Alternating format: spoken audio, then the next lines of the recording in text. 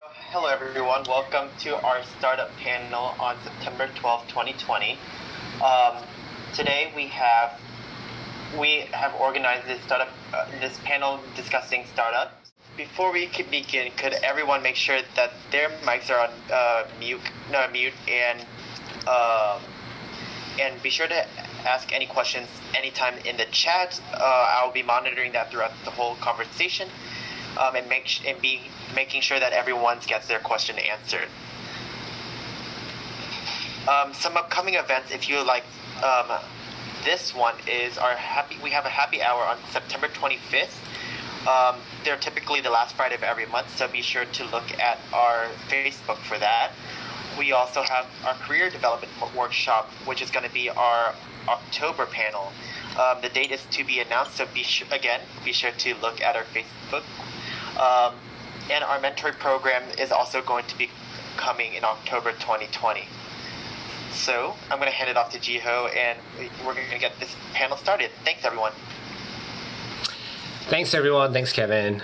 For those of you who don't know me, my name is Jiho Kang. I graduated University of Texas in 2015 and served as one of the presidents, the charter president there, and now currently helping run the LionExes as the chair of the board. And today we have a fantastic panel of folks in the startup sector. For those of you who are joining live, please feel free to ask your questions at any time on the chat, or you can message us, or you can help speak up at the very end.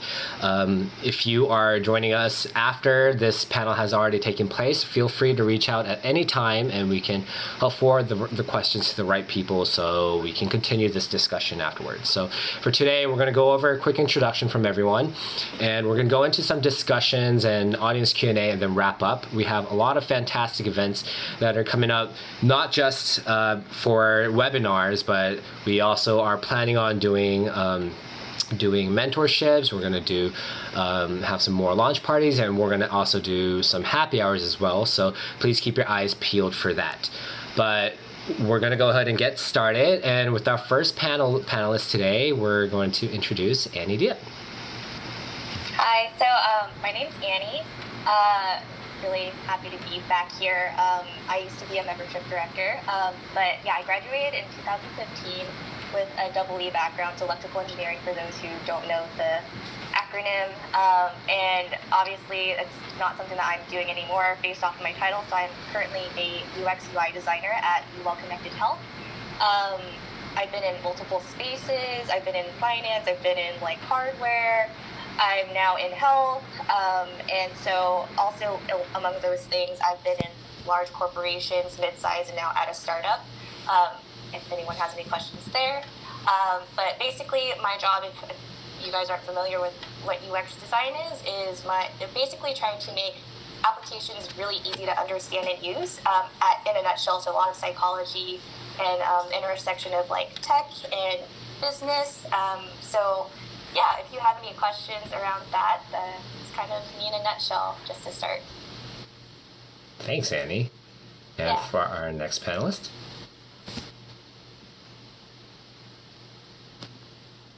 What's up, guys? I'm Umair. I graduated in 2016. I was also a founding member with these guys. So I was in Lions Club pretty much all 4 years at UT, did so many cool volunteer events. And I graduated with a chemistry degree. I also don't work in chemistry. I work as a consultant in a boutique software consulting company called Canadium. We implement some of SAP's incentive compensation software, which is pretty cool. And then I'm working towards becoming a data engineer now. So I attended UT's data science boot camp, which is pretty cool. I learned tons of stuff that I had no idea was out there, but I was interested in. And so I've worked at 3 startups already. So I graduated from UT, got a job at a startup that went under, and then I started working at another startup and then moved to another startup. The third startup also went under, but the founder of the third startup, I guess their friend had started another company a few years back, and they were doing a lot better. So a few of us jumped over there, and so that's where I work now at Canadium, which is kind of cool, how it's interesting to see how everybody's connected within the startup network, and Austin's already a big startup city. So happy to be here. Thanks, Umair. All right. I think the next panelist is Zee.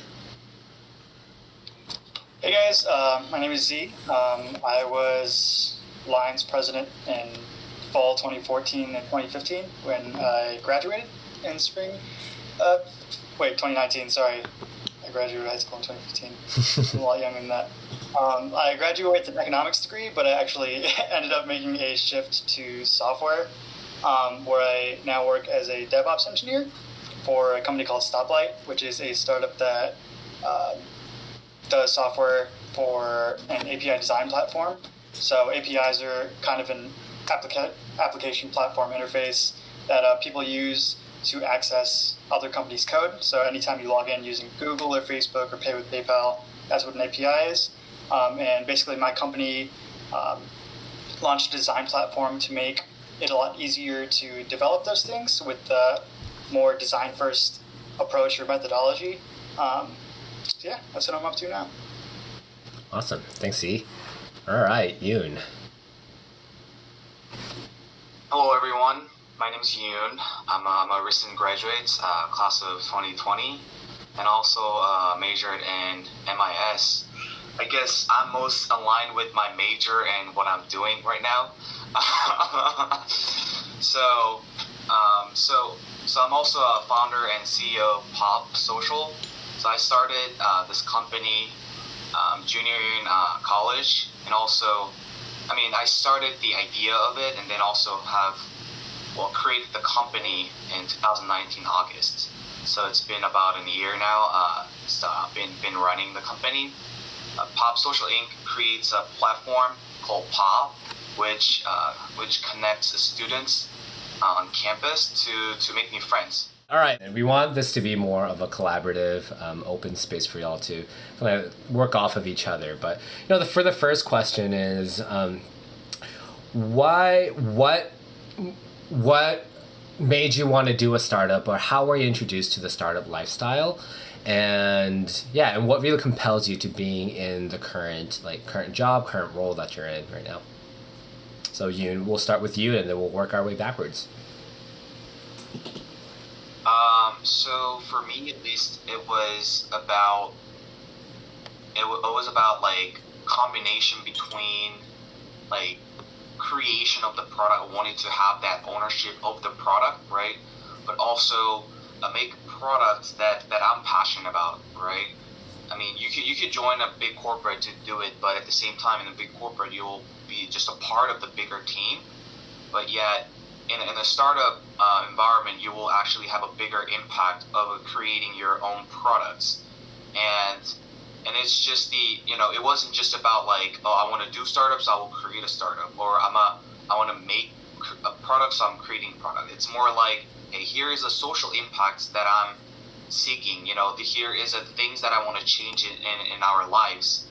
But what's the best way to do it? The best way to do it is to use this environment, use this tool, which is a product, which is a company, to make such impact, right? So that was the reason why I started. So yeah.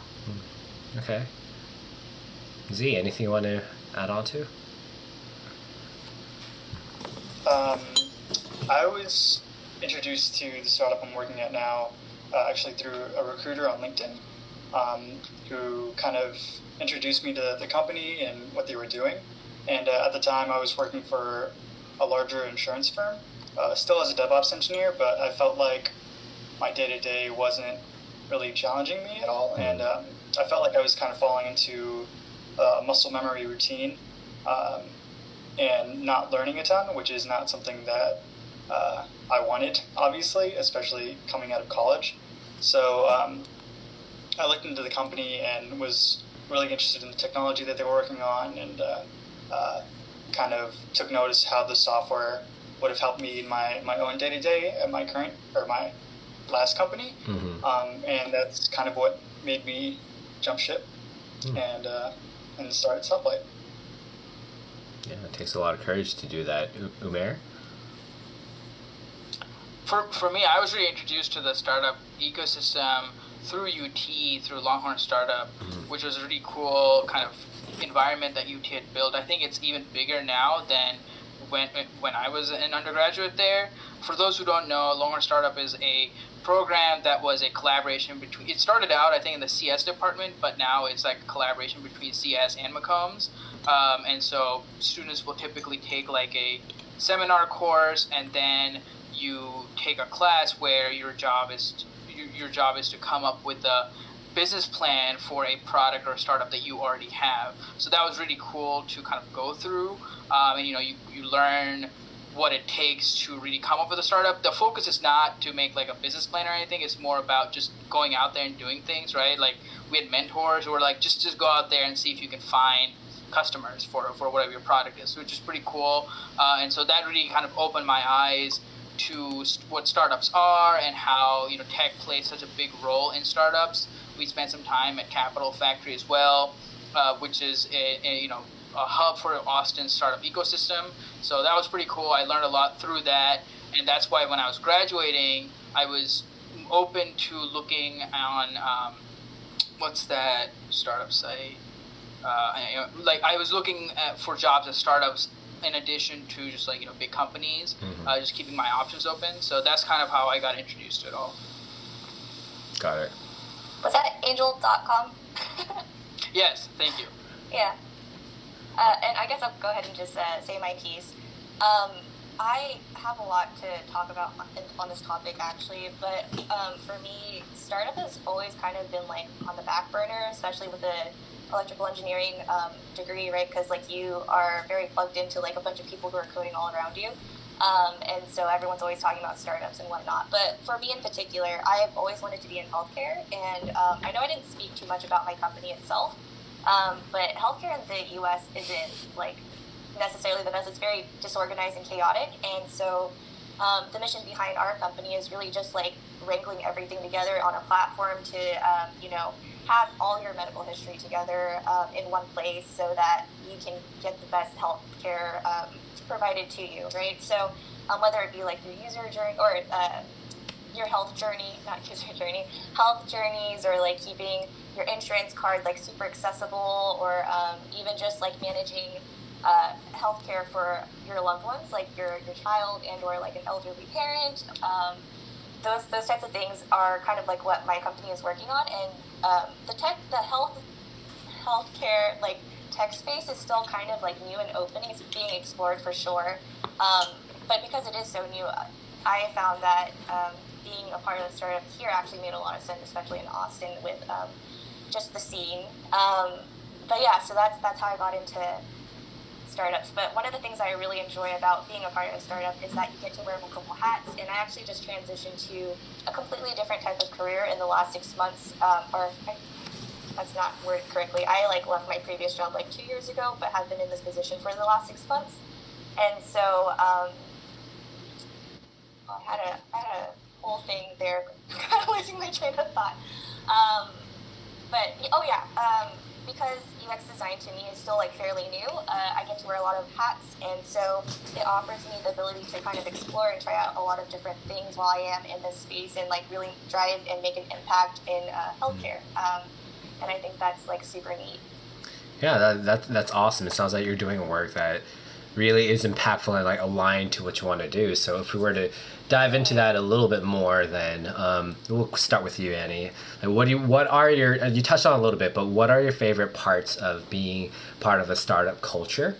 And what are, on the flip side, what are some of the challenges of being part of the startup culture that, you wish sometimes things were different? Sure. Okay, so I guess some of the things I really enjoy, like I said, is wearing multiple hats. It keeps it really fun and exciting, and alluding to what Zee talked about earlier, you are really challenged to grow and keep up. And so I feel like I'm on the cutting edge of healthcare tech, and that's really neat. I'm really making an impact, and I don't know, when that aligns with what you're doing, it feels like a lot of my motivation is driven by passion, and I think that's really cool. Some other things is that you can have a really quick turnaround, opposed to working in a very large company, and I can 100% speak to that because I've been at Cisco and I've been at JP Morgan, even at the mid-sized company that I was at. Things were faster, but it's so much faster at a startup. you could say something like literally like in a moment and it'll be taken care of like within the next hour if like it's super pressing. Sometimes you have to put out flyers. That is like kind of the flip side. And sometimes work is driven by like clients, if you have clients, because they like at the end of the day startups still have to survive and they have to like meet what stakeholders are wanting out of them. And so that's kind of like the give and take. Another con, I suppose, it really is. I don't view it as a con necessarily, but there's less processes. It's what allows people to really like be enabled to act a lot faster. But at the same time, sometimes because there aren't processes, it can be like very challenging to get things done and like make sure everyone is on the same page. Although I feel like we come back to the same page pretty quickly if it gets disorganized. But those are a couple of things just right off the top of my head. Gotcha. Umair, how about you?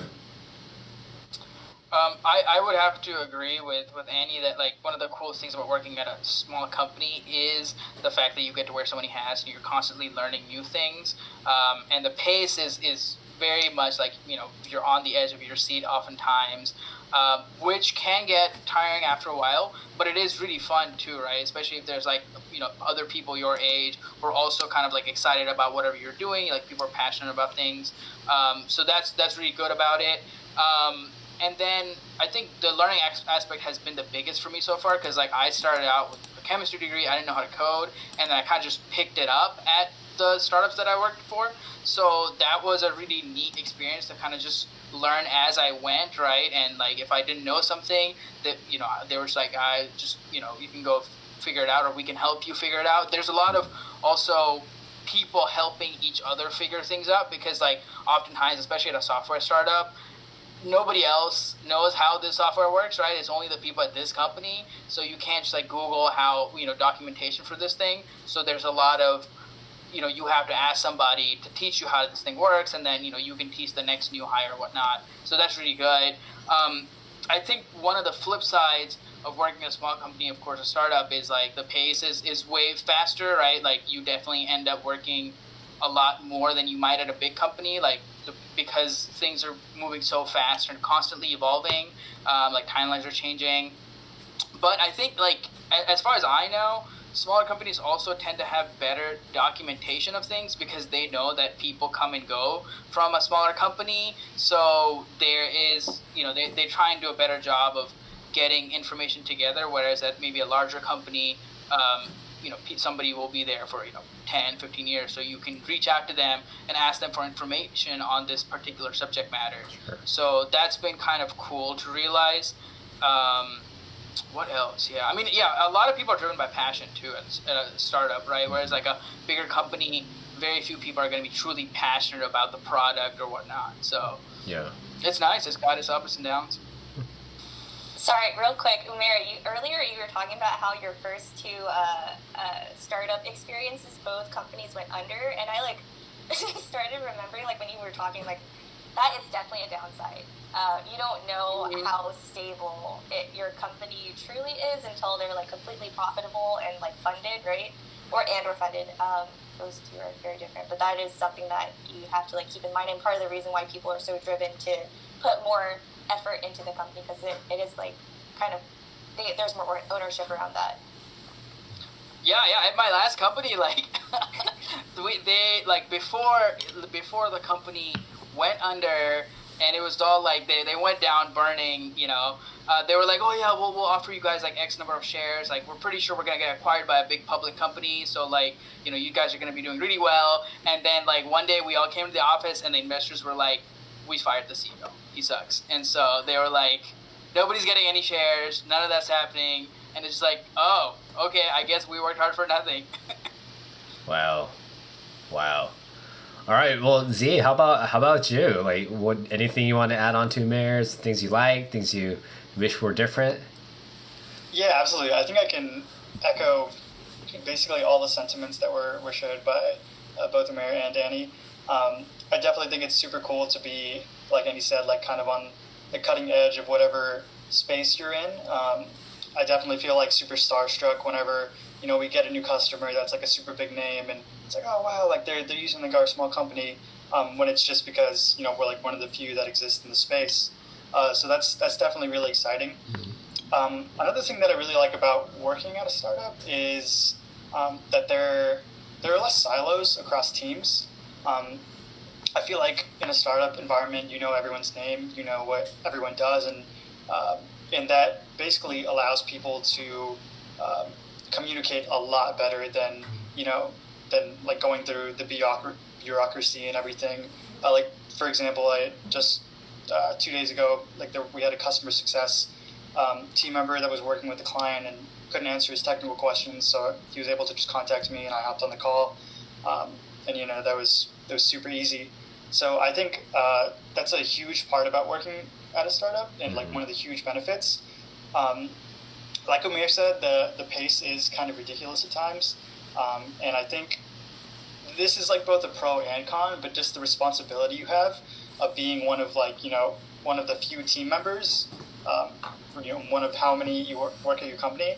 So like if for whatever reason our application just blows up like 5 minutes from now, I'm going to be the one that's going to have to pick up the phone and take a look at it, right? And if I don't know how to fix it, I better figure it out soon. So, but yeah, overall, I would say just the responsibility isn't always a con, because obviously it allows you to pick up those challenges and learn from them, and you're gaining a lot more experience than you would, like trial by fire, like you would say. You gain a lot more experience doing those things and solving those fires than maybe you would watching someone solve them, which I really enjoy. Yeah. Yeah. How about Yoon? Yoon, what are your thoughts on things you enjoy being part of a startup, and versus what are some of the cons or things you wish were different? Yeah, well, I mean, honestly, like what everyone has said is absolutely true, right? But also one thing, I mean, this happened like about 2 weeks ago. One of our users just have sent us a video of his experience with Pop, right? And he said how he's a transfer student to UT. He made 15 friends through the platform, and now he could actually hang out with them on campus individually, right? This would not happen because everything is distance now, right? Everything's online. He's a transfer student there. He doesn't really have anything to go off of, right? So that's when we all could see like, wow, this is really creating that impact that we were talking about at the beginning of our starting. So this is really rewarding experience, right?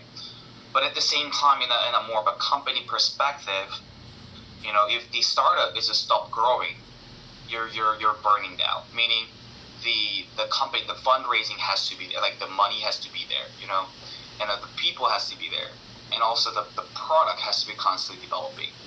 Like if you're not growing in any of these fields, you will die. And also it's the running a startup or being a startup is almost like you're pushing the snowball up the hill, and if someone is lacking or someone isn't as motivated, then the other people will have to put much more effort to push that snowball up. So if that happens, if there's not much of a force that is being pushed to the snowball, you will actually be crushed by the snowball down, right?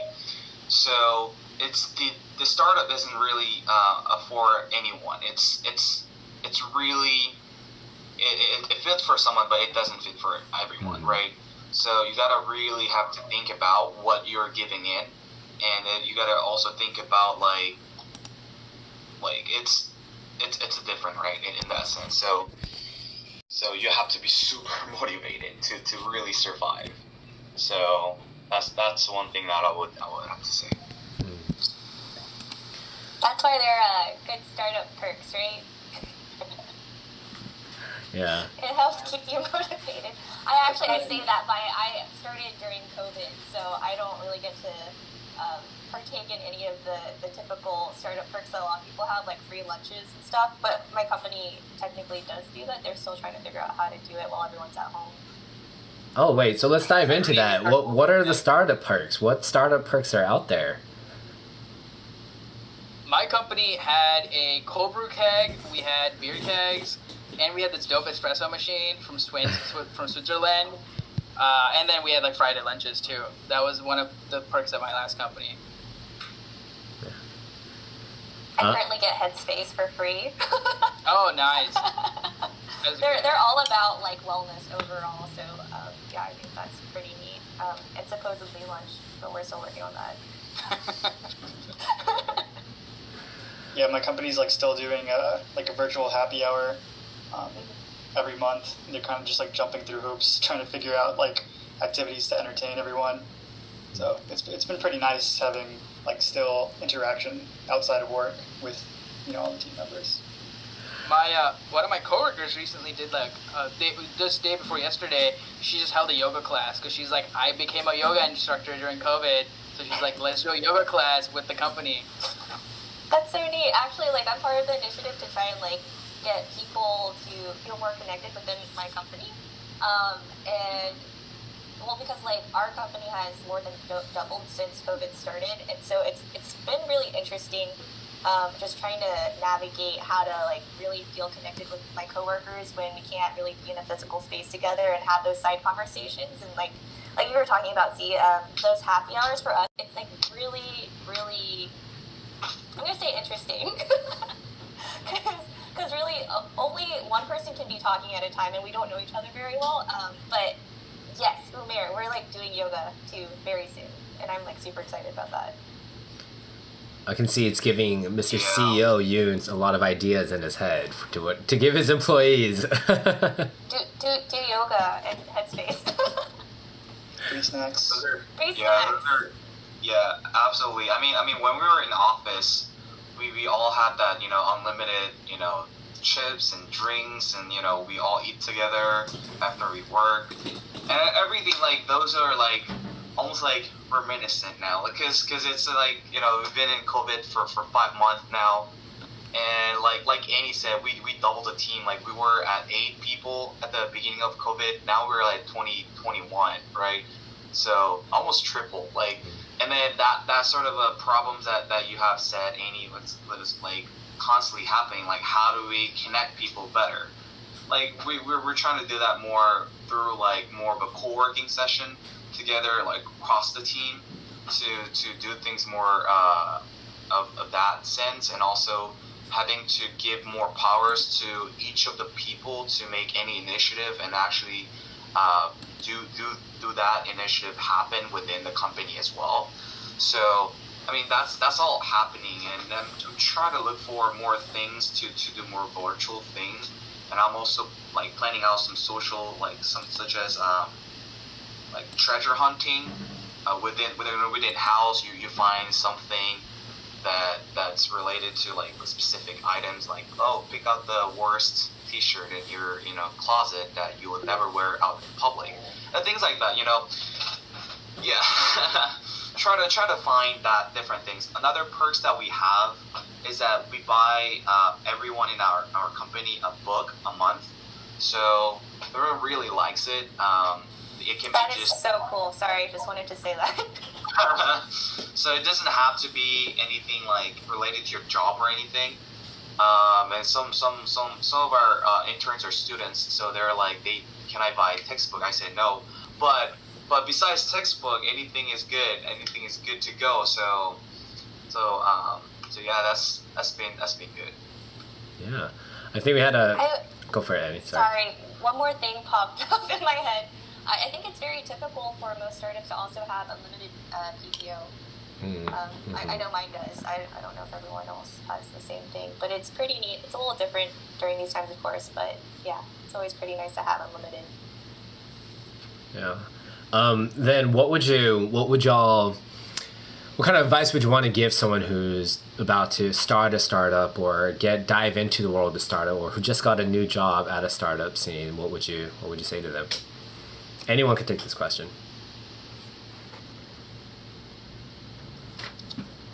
I would say, well, one, I think you should, like everyone said, if you're not motivated, if you're not passionate about what you're doing and the product that you're working on, you're going to sink, or you're just going to burn out and not be happy with your job. So I think you should really have an honest conversation with yourself about whether or not this is something that you want and whether or not you're ready to invest the time and the rigor it's going to take to do what you need to do to be successful, and also be in those situations where you need a problem solved quickly or are the only one that can come up with some sort of solution, because that sort of thing will happen in a startup. I also think it's important to go in wanting to learn and have fun. I think a lot of people go into startups because they don't want to work for these bigger companies. They want to have those more intimate relationships with their coworkers, which is a perfectly great reason to go into a startup. So I think just kind of balancing those two things and making sure that it's the right decision for you. Oh, go ahead, Amir. I was just gonna say, I think in terms of starting a startup, I know a couple of friends who've launched startups during COVID, because it seems to be a good time to launch certain kinds of businesses, like consumer packaged goods. More and more people are shopping at the grocery store, so there's definitely a lot of opportunity even these times to start a company. So if you are thinking of doing that, definitely go for it. If you're thinking of working at a startup, my main caveat would be do your research, really understand what the company is about, how well funded they are.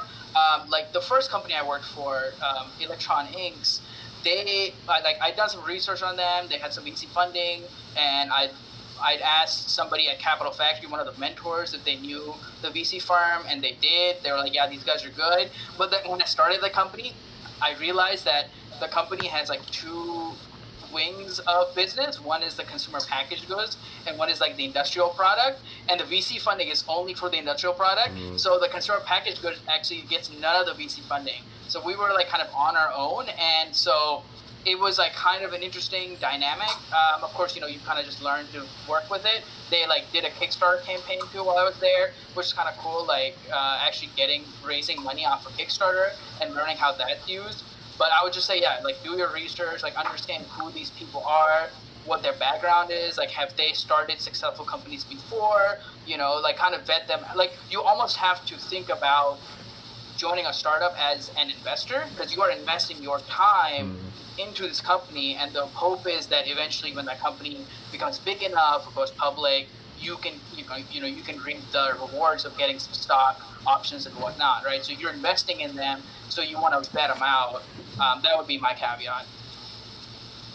Yeah, I agree with both Umair and Zee. And to add on to that, even more so than just knowing about your company, what do they value amongst the different areas that make up the company? For design, usually it actually falls to the back burner. And so if you happen to fall under design, just knowing how valuable they actually regard it, because that can really affect how your workflow is on a day-to-day basis. But I guess my piece of advice is to actually to strongly how do I say this? To be your own advocate. I think when you're working in such a fast-paced environment, you have to be very aware of what's happening and how you're feeling, because it is very easy to get swept up in everything that's happening within the company. No one's going to know if you're super stressed if you're not vocalizing it, so make sure that you are talking to people, because if there's no smoke, then there's no fire and no one can address it. So just to take care of yourself and make sure you're saying the things that you need to say out loud so people can help you. Yoon, do you want to add anything to that, on any advice you'd like to give? Well, I mean, for the people that are trying to start a startup, right, I think it's important to think about the balance. Everything comes down to balance, right? So when you're first starting a product, and a lot of people are going to give you different advices. Oh, you should do X, you should do Y, you should do Z. The thing is, it all makes sense. It all makes sense in a different stage. And it all makes sense when you people say hey, speed over everything else. You got to just move fast. Well, what about the quality of the products?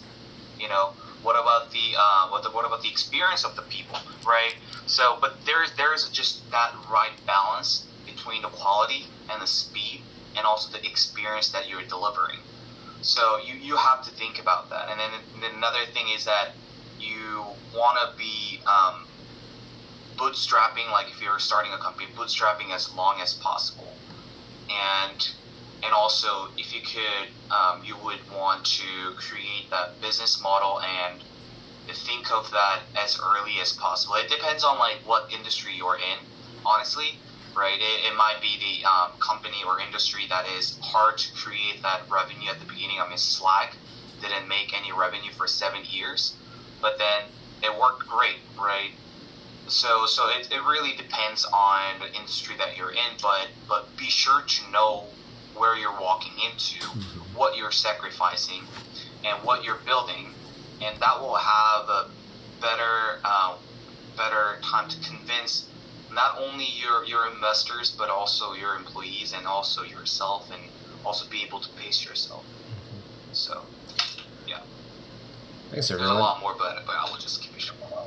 Yeah. We had an audience question on what size teams do you normally have at startups, and on top of that, maybe like how do you manage the relationships within some of the startups are large, some of them are smaller, but how do you manage the relationships there? How big are your teams that you normally work in? How like fast paced is it? Things like that. Anyone want to take it? So I can start off. So I've started off 2018 just by myself, right? And then I had a couple people helping out, in and out, and then I was settled with 4 people getting started together, almost, and then it grew to 8, and it grew to now 21, right? So like the team, there was only the essential team members of developers, designers, and also the marketing. But as we grew our team, that those people became a leader of each of the team, and then now we have dev team, UI UX team, marketing team, and data analytics team, right? And obviously all these teams work pretty closely together. UI UX and dev team works almost like toe to toe to constantly push out the to updates, right? Marketing team to dev team. So UI UX to dev to marketing. This is whole sort of a cycle of chain that makes a sort of a progress. But at the same time, the data analytics team will support the UI UX decision on what has to be changed, right? How many % of the users finish the onboarding, so we should do XYZ to make that number better, right? For the marketing, so we are getting actually 60% of the impression on this specific platform, so we gotta do more of that, right? So data analytics will support every decision that is made from these different teams. So there's a lot of different mixture of that interaction between the teams. And in terms of how the product development or everything is working, is that there's an agile approach that we're all talking about, like how to make it faster and then lean, right? But also there's a waterfall approach, which usually has a very bigger plan and sort of work down way, and it has a longer timeline, but also creates a quality products. Versus agile process is like you're constantly iterating, but sometimes it doesn't really have a quality product. So it's also the balance that I've mentioned beforehand. It's also like where in parts, on what stage do you want to go agile, and what stage do you want to go waterfall, and how can you combine those two different concepts to better fit. So we have like 2 week sprint in UI UX team or 2 week sprint in dev team, and that is, and we try to minimize the aspect. And there's a lot of different nuances there, but I guess other people here can also go in more details and from their teams as well. Anyone else? I would say probably it really varies based on the size of the company, right? So if you're at a really small startup, like the first startup I worked for was like 10 people, so each of our teams were only 2 people because there just weren't that many people to go around, right? But then the second company I worked for, it was 150 people, and so we had like teams of maybe like 5 to 10 people, which were slightly larger but still pretty small. And then at the last startup I was at, we had teams, I would say probably 3 people, like 1 PM, like 1 more senior person and then 1 newer person. But close to the end, it was like we were all on all the teams because we were just shorthanded. And then my current company, I think we're like averaging 4 people per team, like per project, I guess, per client.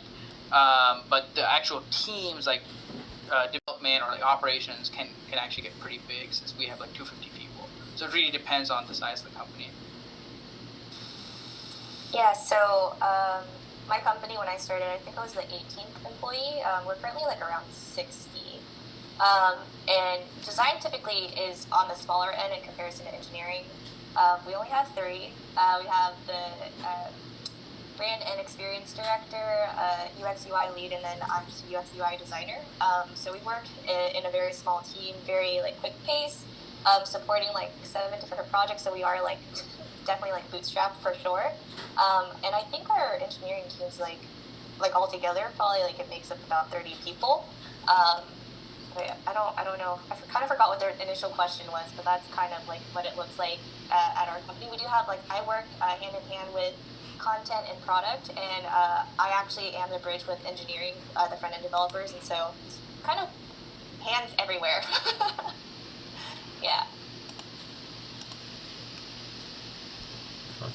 Yeah, do you mind repeating the initial question? Yeah, the question was how big are your team? How big is the startup? And on top of that, like how do you manage relationships within the teams as well? For sure. Okay, cool. Yeah, so I'm actually one of 2 people on the DevOps team, and we're about 30 people in Austin, and then maybe slightly more than that, maybe 40 worldwide. So yeah, as a DevOps engineer, I'm kind of the bridge between like development and QA, so I'm development operations. So supporting and enabling quite a bit of engineers. So that's kind of my day-to-day. I'm basically required to collaborate with all the software engineers and QA team.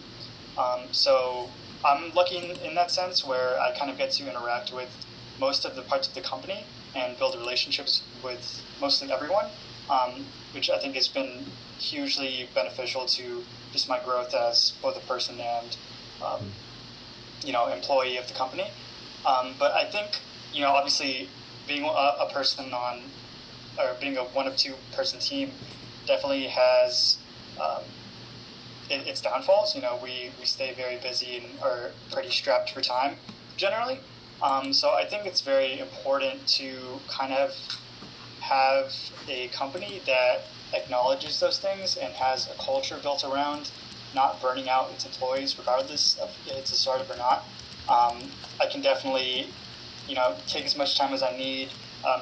We're required to take a mental health day this quarter, which is super great. So I definitely think that's super important, like Umair said, to research what kind of company you're getting involved with before you do, because I think if I didn't have a company so understanding, it definitely would be a different story in terms of happiness.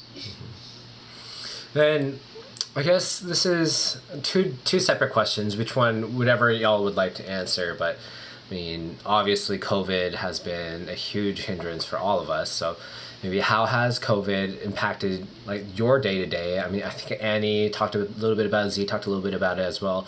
But on the other side, I also want to explore a little bit about the diversity and inclusion part. So how have you, being from your culture, from your background, has that affected the way you worked at all, or has that affected your startup at all, or if at all? If it doesn't, great, but if it does, I'm sure you have different perspectives as well. So one part being how has COVID affected you, and the other part being how has your background affected you? If anybody wants to start. I can start. At least I have a pretty good answer for the first one. I'll have to think about the second. so because we are in the healthcare space, our company, the reason why we essentially tripled is because of COVID, for better or for worse. A lot of people were looking for like telehealth and like connecting with their physicians in that kind of way, and we have a lot of like health services company that have like contacted us, and so like our sales exploded, and so COVID has essentially like made us so much more busy than like when I initially started at the company. What was the second question again, Gino? The second one was more on the diversity and inclusion part. So, like from you being your background as maybe a minority in the U.S., how has that affected the way you worked? Has that affected the culture of your startup? Has that affected how your startup interacts with other startups as well? If you're a majority minority company. I feel like right now, because we are so small, I feel like I haven't really seen any issues, or like it hasn't really been top of mind. They have been like working really hard to try and make it more diverse and inclusive in the way like we've started adding what is it called? Is it pronouns? Your gender pronouns? Like the she, her, the gender pronouns out like right next to our names in Slack, and so just being more like cognizant of that, and I don't know, they do really well for just like making sure everyone is pretty happy. But I heard that they're gonna do more and like maybe even reach out to people who are who specialize in the area of diversity and inclusion. So I'm very proud of my company for that. That's awesome. Yeah. My company has been in an interesting spot. So our company, about I think maybe 4 or 5 years ago, they decided to change the company organization and take the whole company remote. And so I would say probably 90% of our company has been remote, which is pretty cool. So everybody kind of just works from all over the country, and then we travel to client sites, as necessary. So when COVID happened, it was actually pretty cool because like we had our clients ask us how to, organize remote teams better, since we'd been doing it for a while. So for me personally, it actually did not change things that much because I was already working from home. But in the same kind of trend with Annie, like my clients are mostly healthcare companies, and so like their business is growing, and so they're growing, and so they now have more money to invest in actually developing their own, like upgrading their own software suite. So they've been coming to us, which is pretty great. Like we've been hiring more people over the last, I would say probably like 2 months, just to fill all the new business we got this summer, which is pretty cool to, you be able to grow even amidst all of this. Yeah, my company caters mostly towards software engineers who are all remote now. So our success hasn't really changed much at all in terms of that. But obviously we have all shifted to fully remote, which has been a pretty big change. We definitely had the option to work remote earlier, but now it's kind of a forced thing, which is, at least for me, was kind of painful change. I definitely think I'm someone that like thrives on being in an office, being around people, and just able to speak and exchange energy. So I think, like I said before, the things that the company does to kind of alleviate some of the pressure of making that change have been really helpful. Like the happy hours, the check-ins, and like having like a stipend to buy things that make working from home more comfortable. But overall, COVID. That's the main way COVID has affected me and the company. Gotcha. Yeah, Yoon, do you have anything you want to add? Yeah. Cool. Yeah, the COVID. So, well, I mean, I'm pretty much the same way that Zee is, right? I'm a lot more motivated or having more fun when I'm like in person, like exchanging that energy, and it's almost the same way for a lot of people in our team. So it's a friendship platform. Everyone here loves making friends, talking to people. And wow, now it's COVID. Now everything is remote. Like the worst thing that happened is that we can't get out. Like it's just making people demoralized, right? It's a whole whole situation around it. But also in a more of a business perspectives, it's much harder to like really communicate. Like we first used Slack channel to communicate because that was just enough because we can still frequently communicate on site. The thing is when we got remote, like that wasn't happening. So we changed it to Discord so that we can create that more of an organic touch in between people, right? The co-working session, and that was a little bit more helpful in terms of that, creating that constant communication, frequent constant communication. Another thing to consider is that because it's remote, your talent acquisition is a lot easier. Meaning you can just hire someone in Hawaii, you can hire someone in New York, you can work with them a lot easily, and in different time zones you can work a lot easily. So that's a good side. But also for us, specific to our industries, it's about making new friends. While this wasn't much explored before the COVID, when the COVID hits, everyone couldn't get in touch. So now we're seeing a lot of competitors are popping up, right? So that's also kind of a downside for us. But at the same time, because we've been working in this one year, so we can talk to a lot of different investors, and they will be much more like, okay, yeah, I can see it happening, So there's a lot of different things that's happening around this space, and you just have to navigate yourself to the right next stop. And the next question was diversity inclusion. Because I'm a minority-led founder, so it was actually. People said it would be harder to raise money, but I think I had that advantage of minority-led founder to begin with. So our first VC was funding us. Actually, that's not true.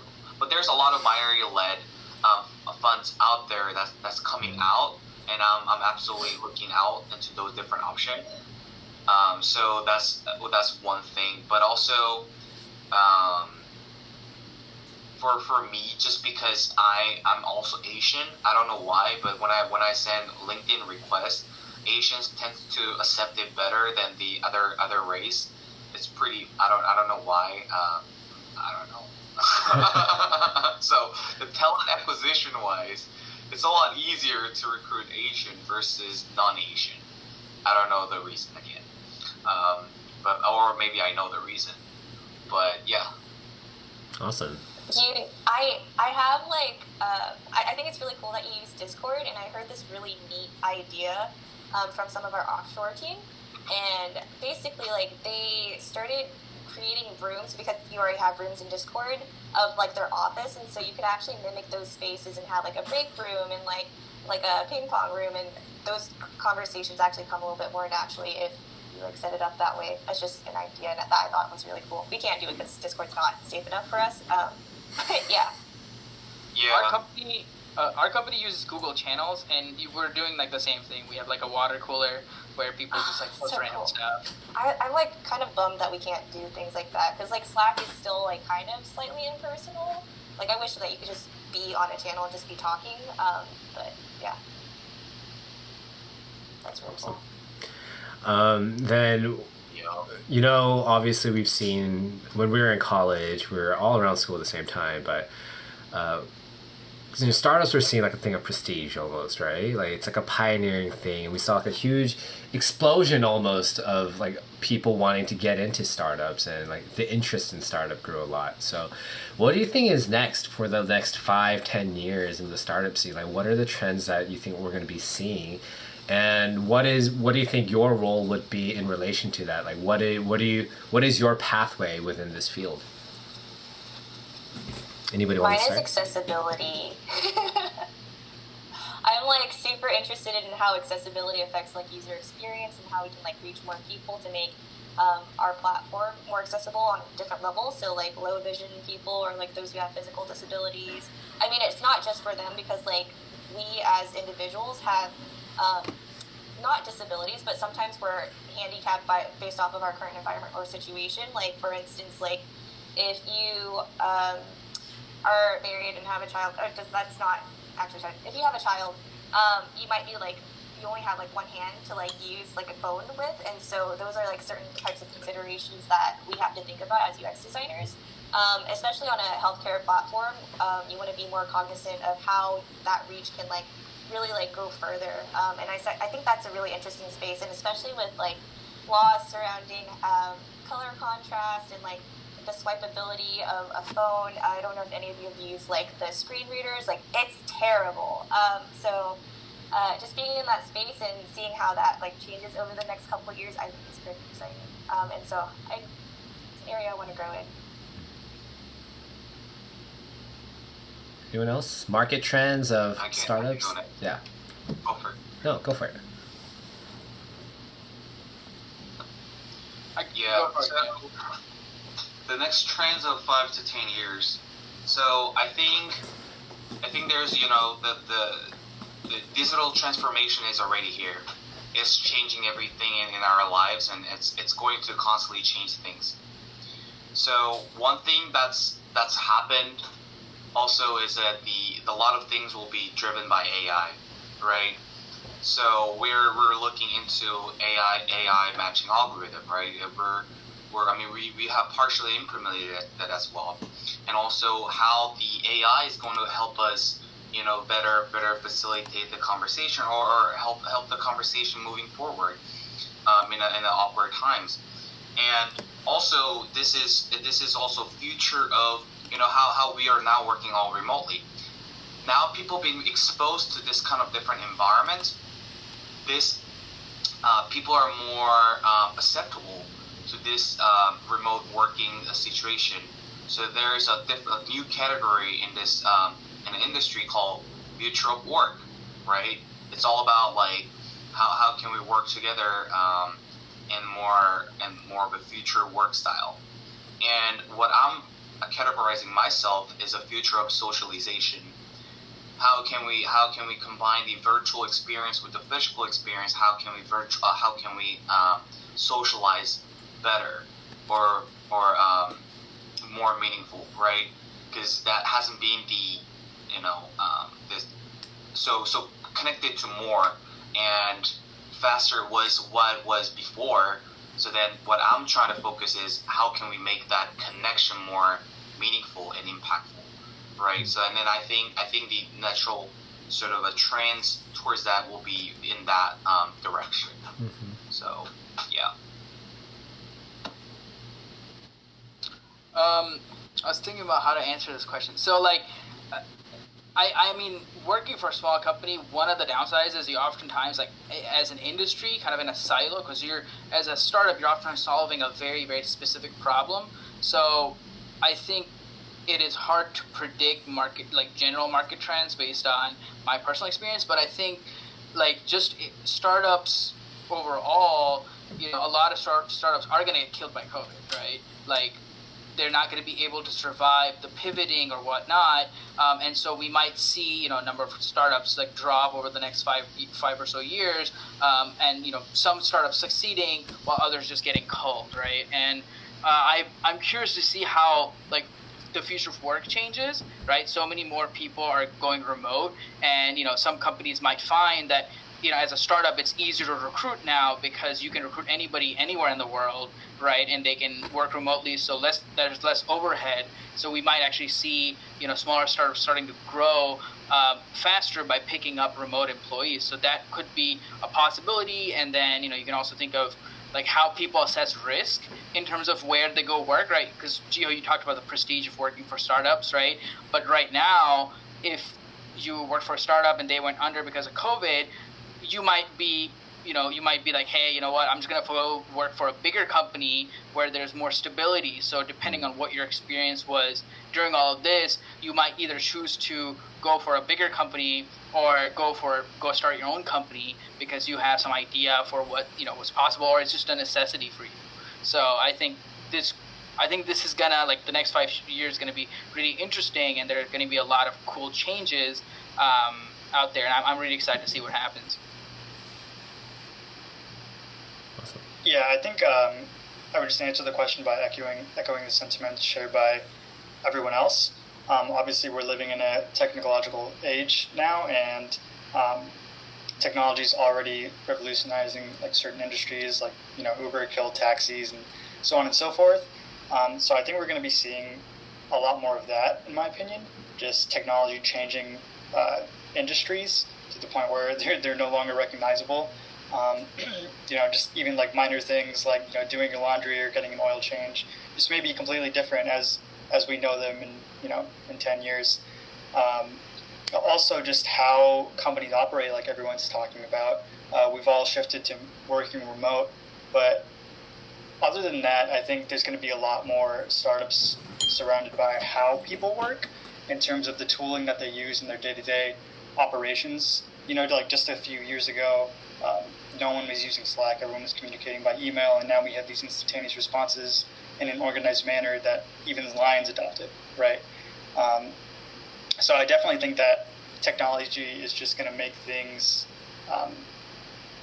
more efficient as time goes on. Obviously, it's going to have its downsides as well, but I think generally that's where the market is going. Awesome. Is there anything that y'all want to ask each other, or is there anything that y'all want to comment on for each other?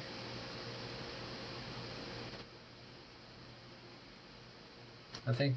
We could think about it. If there's any other questions from the audience, please feel free to ask them or put them on the chat. But if we don't have any more, there is one other question that I want to answer. It was part 2 of what we asked before, but what's next for you, right? What are you excited about? Not just the trends, but personally. I think Annie mentioned a little bit about the accessibility part, but what are you really looking forward to growing more in startups? Or do you think you can see yourself in the startups for the next 15, 20, 30 years? What is the end goal for you? I'm hoping that my startup becomes a more mature company in the long run. So I don't think I want to be in startup forever. I think part of the reason why I came to this startup in particular is because of its mission, and it really just resonates with me. And so I really want to see it go forward and really be established within, I don't know, just become very established, because I think they are doing really big things. But yeah, accessibility is definitely the area that I want to explore more. I definitely am just going to be an echo for Annie. I kind of just want to see what the future of my company is like, and I'm excited about how it's going to grow and establish itself from here. Just because Postname, for example, is is another company in a similar space, and it's now become close to a household name with a great valuation. So I'm mainly just excited to see what happens with Stoplight. Not, if for whatever reason Stoplight goes under, I don't necessarily see myself not jumping to another startup, but not diving headfirst as well. Just kind of excited.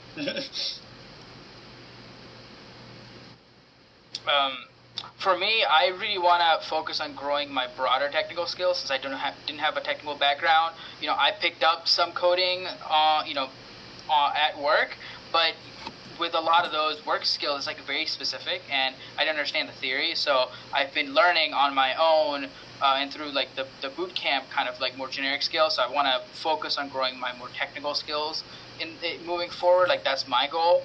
And in terms of working for a startup, I think, for me personally, I've worked at a couple of startups, so now I'm the next startup I'll work on, it should be my own rather than somebody else's. That's my mindset. So eventually I would like to do my own thing, but I don't see myself working for another startup probably for the next few years, just because I want to gain more broader skills that I can then go apply at my own company.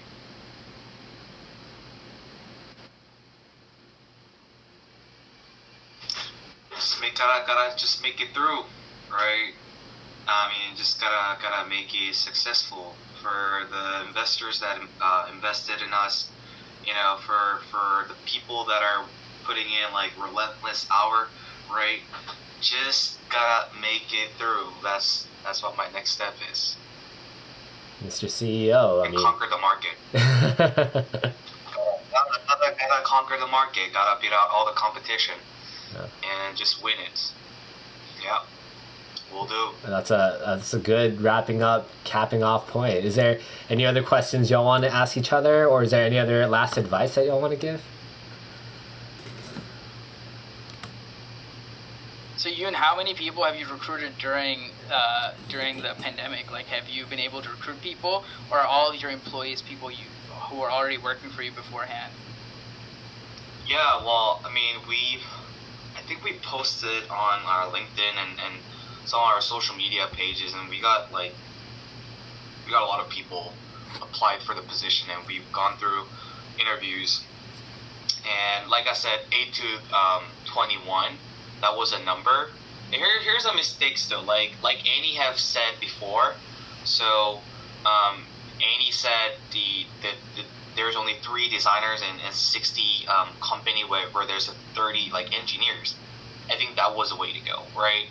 Versus we initially onboarded a PM, and the PM wanted more designers because it's like some of them were more of a part-time, so they wanted to have more designers that can help work together to make it faster. The thing is, the more designers, it's more time to put things together rather than making the design. So it was that was a bad call of having too many designers. It would have been probably better call to have more engineers to make things happen, right? So yeah, it's and also there's a cost of part-time versus full-time, but I can talk about that later. But yeah, that's so 8 to 21, so 13 people, just to answer your question. Yeah. Wait, can you talk more about the full-time versus part-time aspect? Yeah, I was gonna ask I'm super curious about it, because I can't imagine having a lot more designers on our team right now. Yes, we have a lot of work, but just distributing information is already kind of complicated, because we do have 6 different products that we are white label products that we're supporting. So it's based off of one core application, right? But having people work part-time seems to make it way more challenging. Yeah, it's like you have said, the communication is the key to have everyone on the same page. But that would mean you would spend, if you have a lot of part-time, then you will spend more time explaining the ideas and what has to be done than actually getting it done. And when what's got done, then you have to put things together. So someone was working on this product or that product, or person was put together on this specific product. Regardless, so you have mentioned about the accessibility, right? Mm-hmm. And it's all about how do we make a coherent design and also make the consistency throughout the platform. And all of these things comes with the cost. So, and also when you are being part-time, you have other things to think about in your life, more than that specific things. So it becomes a less of a priority. So you don't necessarily put in much of a time, think it through. You will actually just try to get things done. Mm-hmm. The quality of the product will go down, right? Do your part-time employees work during the same hours, or does it overlap with the full-time employees? So usually some of the people that are doing part-time, they have a day job, right? So then they will have a day job. Oh, okay, yeah. Yeah, day job at some other companies. So then they will work after hours, and then they will collaborate during that time. So usually we see more people working on afternoon or evening together. That sounds challenging for sure. Yeah. Very challenging. Very challenging. Yeah. Yeah. How's your role been shifting as your company grows? Well, I mean, I think y'all explained it pretty well.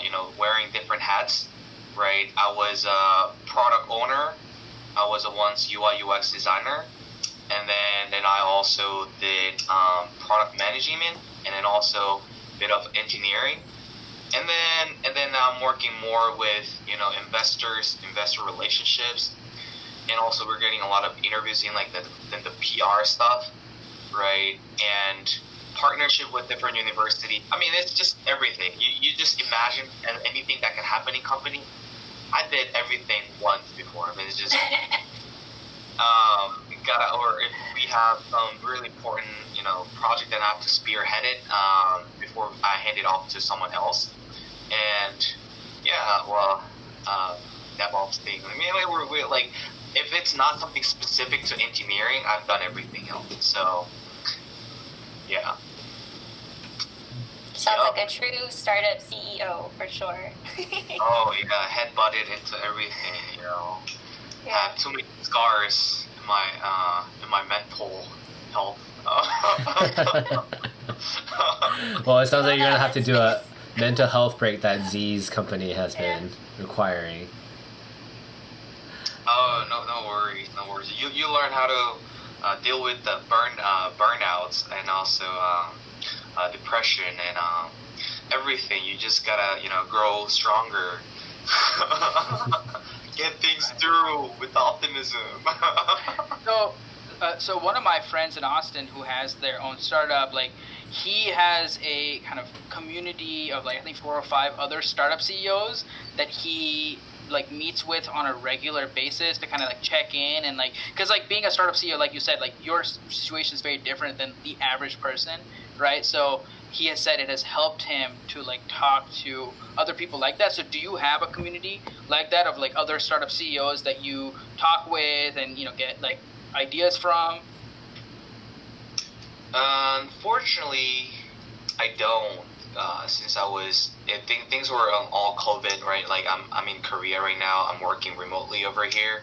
But once I'm going back to Austin this coming week, I'm going to create that community, right? I'll be talking to some of the people that I know in Austin that they're running a startup or any company, because I mean if I say like I'm still connected with the accelerator program.